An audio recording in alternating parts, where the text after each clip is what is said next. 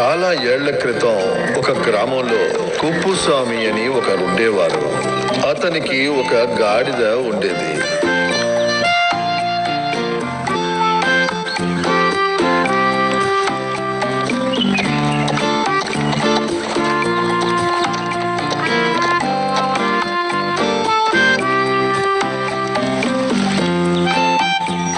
గాడిద మీద తన వ్యాపార సరుకుల్ని పెట్టుకుని సంతకి వెళ్తూ ఉండేవాడు.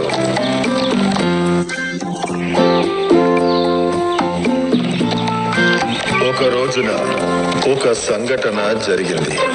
సంత నుంచి తిరిగి వచ్చేటప్పుడు కుప్పుస్వామికి చాలా అలసట అనిపించింది.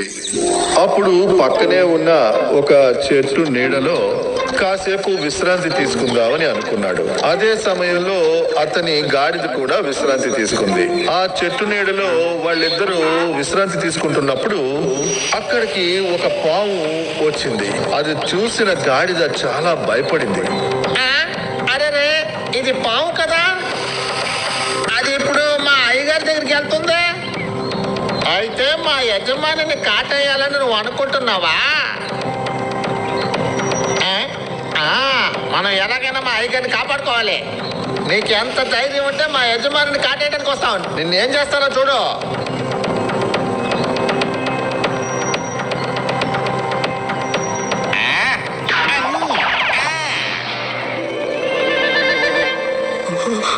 అరే పాము! ఈ పాము ఎక్కడి నుంచి వచ్చింది? ఎవడు అదే కర్ర తీసుకుని దాని మీద వేసింది? నువ్వేనా? అలా అయితే నా ప్రాణాన్ని కాపాడింది నువ్వే. ఈ సాయాన్ని నేను ఎప్పటికీ మర్చిపోలేను. ఇక నుండి నువ్వే నా ప్రాణ స్నేహితుడివి.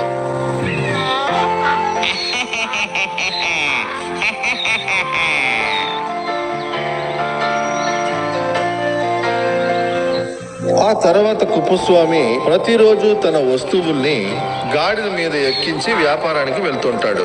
సంతలో వ్యాపారం అయిపోయిన తర్వాత మళ్ళీ ఇంటికి తిరిగి వచ్చేస్తారు. ప్రతిరోజు ఇలాగే జరుగుతుండేది. నా ప్రాణ స్నేహితుడా, నువ్వు ఉత్సాహంతో త్వరగా నడవాలి. రోజంతా కష్టపడి పనిచేస్తేనే నీకు నేను కడుపు నిండా తిండి పెట్టగలను. ఏంటి, అర్థమైందా? అర్థమైంది అయ్యగారు, కానీ ఈ సరుకుల మూటే బరువుగా ఉంది. ఇలా చూడు గాడిదా, నువ్వే కదా నా ప్రాణమిత్రుడివి. నీ మీద నేను అంతటి భారం మోపుతానా? ఇలా చూడు, నీ శ్రమని మర్చిపోయేలా చేయడానికి నేను ఒక మంచి పాట పాడుతాను, విను. పాట? అది కేవలం పాటే కాదు, నీకు సంబంధించిన నిజం. ఏంటి? గాడిద పిల్ల నడుచుకు వెళ్ళు వేగంగా.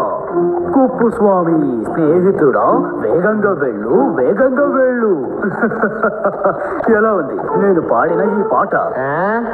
ఇటువంటి పాట వినడానికి నేను ఈ సరుకుల్నే మోయొచ్చులే.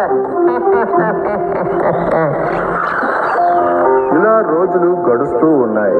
అనుకోకుండా ఒక రోజున సంతలో వ్యాపారం అయిపోయిన తర్వాత కుప్పుస్వామి తన గాడిదతో సంతోషంగా ఇంటికి తిరిగి వస్తున్నాడు. గాడిద మిత్రమా, ఏంటి నువ్వు ఈ రోజు ఇంత వేగంగా నడుచుకుంటూ వెళ్తున్నావు? అరే, కాస్త త్వరగా రండి అయ్యా. ఇంటికి వెళ్ళాక నేను కాస్త ప్రశాంతంగా పడుకోవాలి. జాగ్రత్త మిత్రమా. అరే, ఏంటి గొంతులో పడిపోయావు? నేను నీకు ముందే చెప్పాను కదా వేగంగా వెళ్ళొద్దని. ఎక్కడ విన్నావు? ఇప్పుడు నిన్ను పైకి ఎలా తీసుకురావాలబ్బా? ఇలా ఆలోచిస్తూ ఉంటే పని జరగదు. గానీ ఈ గాడిద మిత్రుడిని ఎలాగోలా పైకి లాగాలి. ఎలాగబ్బా?